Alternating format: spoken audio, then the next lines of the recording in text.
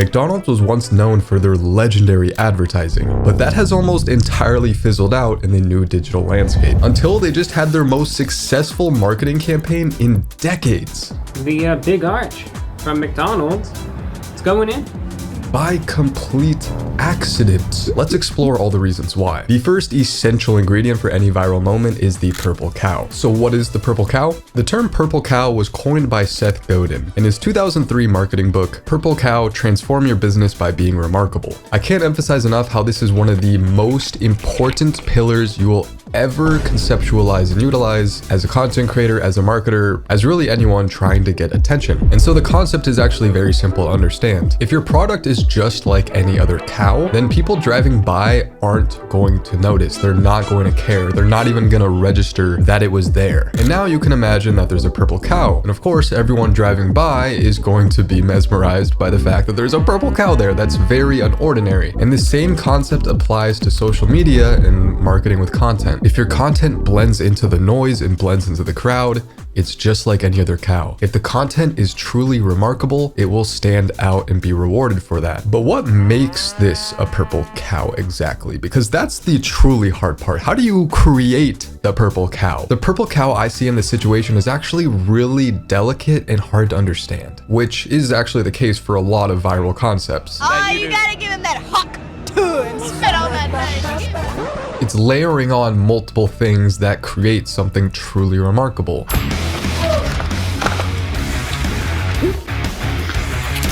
I love this dude's videos. So let me touch on some of the points that I think is actually contributing to this. And you're gonna have to bear with me for a second because this is gonna get a little abstract. So I think the first layer that added to this purple cow was the fact that, one, it included the mythical McDonald's brand presence. That is a undisputable factor for this situation. McDonald's has such a long-standing aura, such a long-standing presence. It's almost thought about as something, you know, legendary, mythical. Now, the second part of this is that you have the CEO of that same company, who also happens to be on the peculiar side. Chris K here with, you've heard about it, here it is, the Big Arch. This is something that we have tested already.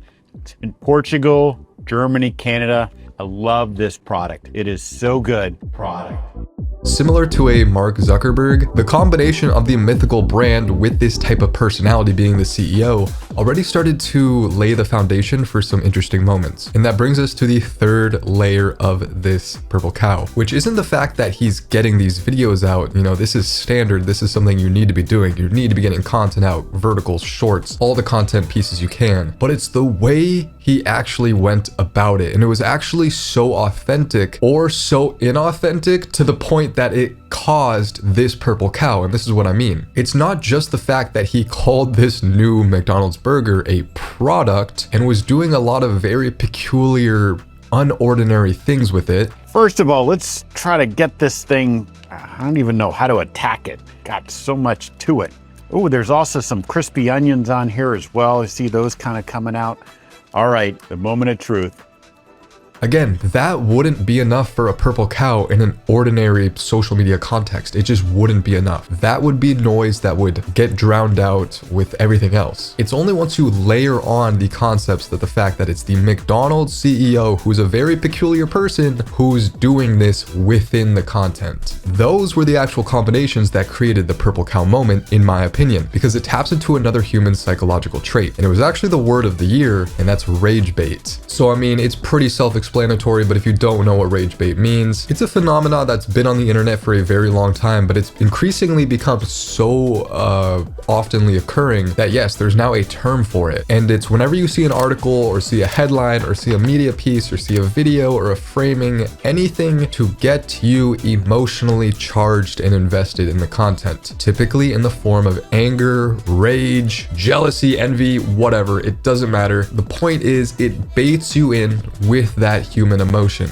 And the interesting thing about rage bait psychologically in this context is that for a long time, everyone knows that sex sells, right? Using sexy models in your commercials has obviously been the go-to for millennium. Not only for all of the positive effects from the halo effect that you get, but literally when you're scrolling down on a feed and you know, see a nice looking model, you're more inclined to stop and, you know, pay attention, analyze the situation a little longer, you know, do your due diligence. But what people have found is that there's actually an even more effective way to bait someone into your post. And it's not sex baiting, it's rage baiting. But is that what's going on here? Is the McDonald's CEO rage baiting everyone with these videos? No, I don't think so. But it's actually a slightly different form of rage bait that I'm gonna coin called clown bait. It plays to a very similar tune, but instead of getting people to rage at you, you're instead getting them to effectively point and laugh at you and want to dunk on you. And this dude was acting like he was about to eat the Krabby Patty that killed the health inspector. He was like afraid of it. There was like... You could see I'm so excited about this.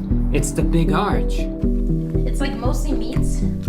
This is an extremely potent form of marketing and something very seldom tapped into by the typical established brands. You don't have to do any work and you get millions of views, billions of impressions. They just come your way absolutely free. And that's exactly what started happening for McDonald's. We're trying McDonald's biggest burger ever. First, it was the Irish comedian Garen Noon, who roasted the video on TikTok, getting millions of views. So I've just seen a video of the McDonald's CEO eating a McDonald's, and it's probably the funniest fucking thing I've ever seen in my life. The big arch. Love this product. It is so good. I love to consume this product.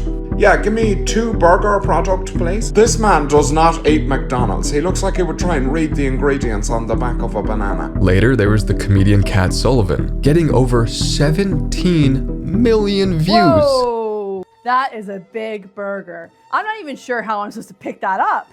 With your hands. With my hands? Not only this, all of the other high-level burger chains would jump into the meme in the mix. We had Burger King, we had Wendy's, we had even more, all trying to replicate this meme with their own burgers, but effectively they were all bringing more attention and funneling it back to McDonald's. Also, maybe don't say not bad. Not bad, right? Everyone else was playing reactive and McDonald's was the organic innovator. Again, by accident.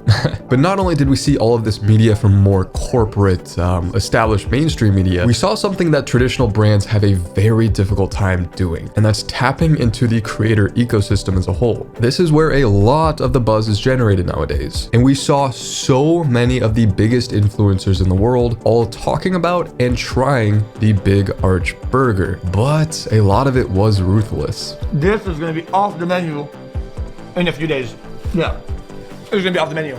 This didn't look good for McDonald's. This was a lot of bad publicity. That's what everyone thought, and even I was thinking it for a minute. But then I remembered a very important concept in the current digital ecosystem. The old saying goes for a reason: all publicity is good publicity, unless it's like catastrophically, career-endingly bad. It just brings you more impressions and gets more people talking about you. Even though a lot of it's skewed negative, and again, a lot of it was poking fun at the CEO and the burger and the whole concept in general, everyone was thinking about it and everyone was spreading it around through word of mouth. Even the meme itself around the Big Arch Burger, again, even though it was making fun of it, it made you want to try it in a funny way. And that's not surprising at all. This is actually basic human psychology. We all want to be a part of the thing. You want to be a part of the moment, the trend. You want to try what everyone else is doing. You want to be a part of that collective human moment. And well, if that trend is going to get the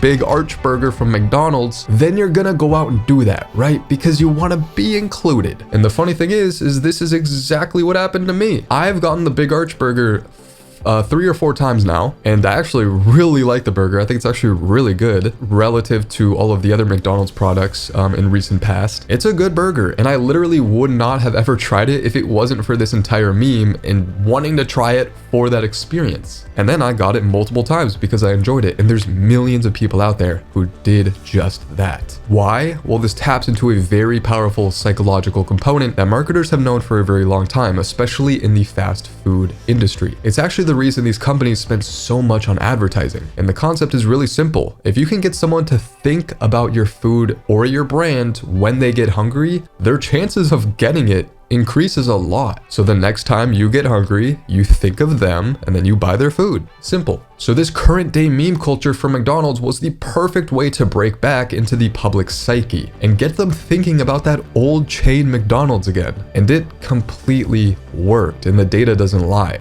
So what are the key lessons you should take away from this case study? Well, in 2026, attention is the scarcest resource on the internet, and that's only going to become more true. Any company can pay to promote an ad on any social media site, TV, or whatever, and most of the time it just becomes background noise. Something you just tune out until what you actually care about comes on. If these brands are lucky, maybe the viewer catches a glimpse of the food visually on screen in an appealing way, or maybe their jingle is ingrained in your brain for the 67,000th time. But why not be the thing that people care about? All of these brands could be using social media to create meaningful content that actually resonates with the user. And you don't get that by simply uploading a video detailing what your new item is, which so many brands seem to think is enough. You just upload the video on Instagram detailing your new product, and that's it. It's really that basic and not much more thought really goes into it, it seems. The fact is, so many of these brands have a massive gap in their potential that they could be executing on and their current operating social media presence. Now, luckily for McDonald's, I think they stumbled into this viral success while operating a pretty standard media production. But I want to end this with one final question. Why is McDonald's and other brands of this massive caliber who spend billions on media advertising yearly, why are they not investing just a fraction of that into building a plethora of organic, well-positioned social media content and absolutely skyrocketing their impressions and positioning in the ecosystem? And most importantly, the amount of people who actually engage with their brands willingly instead of only seeing it as the annoying advertisement on their screen. There's only one company in this space who I actually think is exceptional at this in that regard, and that's Red Bull. Put in the comments why you think that is, and if you want to know exactly how McDonald's should do this and go about building a new social media content empire, you can find out exactly how they should do that on my newsletter, so go sign up for that. I hope you enjoyed my first video on the topic. A like, subscribe, and hype really helps me out and will help me continue these case studies. If you enjoyed, please let me know in the comments, and I'll see you in my next video.